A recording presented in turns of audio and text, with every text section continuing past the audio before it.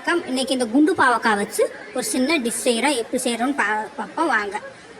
இப்போ கடாயில் எண்ணெய் ஊற்றிக்கிறோம். எண்ணெய்னா நல்லெண்ணெய் ஊற்றணும். கடலை எண்ணெயோ ரீஃபண்ட் ஆயிலோ ஊற்றக்கூடாது. நல்லெண்ணெயை ஊற்றி நல்லா காய விடவும் அதில் கடுகு பருப்பு பொரியவும், அடுத்து வெந்தயத்தையும் போட்டு நல்லா பொரிய விடணும். பொரிஞ்ச பிறகு அதுக்கடுத்து சீரகம் போட்டு அது நல்லா பொரியணும். பொரிஞ்ச பிறகு வெங்காயம், சின்ன வெங்காயம் அல்லது பெரிய வெங்காயம் போட்டு அதை நல்லா பொன்னிறமாக வறுக்கணும். அது பிறகு கருவேப்பிலையை போட்டு அதையும் போட்டு ஒரு கிளறி விட்டு வதக்கிட்டே இருக்கணும். இங்கே பாவக்காயை கழுவி எடுத்து வச்சுட்டு அதில் உப்பு மஞ்சத்தூள் போட்டு ஒரு பிணைஞ்சு வச்சிடணும். தண்ணியை வடிகட்டிட்டு உப்பு மஞ்சத்தூள் போட்டால் உங்களுக்கு அந்த கசப்பு தண்ணியை எடுத்துடும். அதுக்கு பிறகு இந்த வானிலையில் கொஞ்சமாக பெருங்காயத்தூள் போடணும்.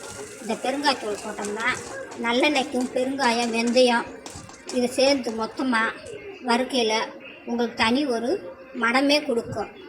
அவ்வளோ ஒரு ருசியாக இருக்கும். இந்த பாவக்காய் நல்லா பொன்னிறமாக வெங்காயத்தை வறுக்கணும்.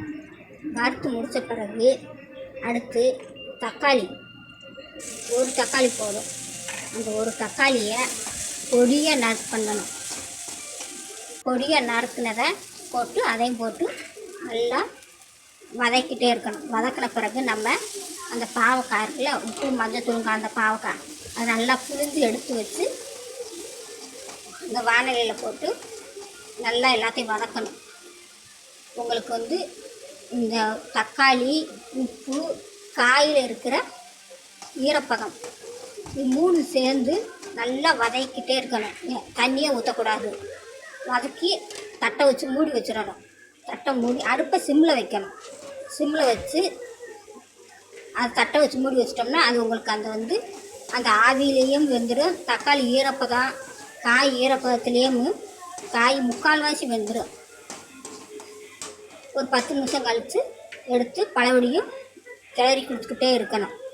அது பிறகு அது முக்கால்வாசி வெந்திருக்கும் காய். அதுக்கப்புறம் நம்ம வீட்டு மசால் பொடி, சாம்பார் பொடி அல்லது புளிக்குழம்பு பொடி, இந்த 2 பொடியில் ஏதாவது ஒரு பொடி போட்டு நல்ல அதில் ஊற்றிடணும்.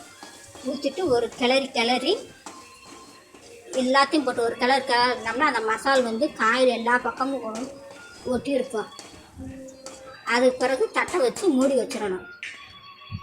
இது ஒரு 5 நிமிஷம் வெந்தால் போதும். நல்லா சாஃப்டாயிரும். எடுத்து நசுக்கி பார்த்தோம்னா அவ்வளோ ஒரு சாஃப்டாக இருக்கும். அதுக்கப்புறம் நம்ம கருவேப்பிலை ஏற்கனவே போட்டாச்சு. இப்போ மல்லித்தலையை போட்டு தூவி விட்டு அதை நம்ம இறக்கி வச்சுக்கலாம். அவ்வளோதான். இது ஒரு 10 நிமிஷம் வேலை தான் முடிஞ்சுது. இது சாப்பிட்றதுக்கு அவ்வளோ ஒரு சுவையாக இருக்கும். சாம்பார் சாதத்துக்கு தொட்டுக்கிறதுக்கு இது நல்லாயிருக்கும். பாவக்காய் கசப்பு, தக்காளி இனிப்பு, நல்லெண்ணெய் அது ஒரு சுவை.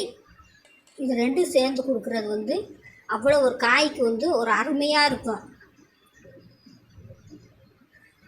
இதை நீங்களும் செஞ்சு பார்த்துட்டு கமெண்ட்டில் சொல்லுங்கள் எப்படி இருக்குன்னு. நன்றி, வணக்கம். இது எங்களுக்கு இது மத்தியான சாப்பாடு. பாவக்காய் ஒரு அருமையாக இருக்கும். அருமையான காய். சின்ன பிள்ளைய கூட அதை சாப்பிடுவாங்க. நன்றி, வணக்கம்.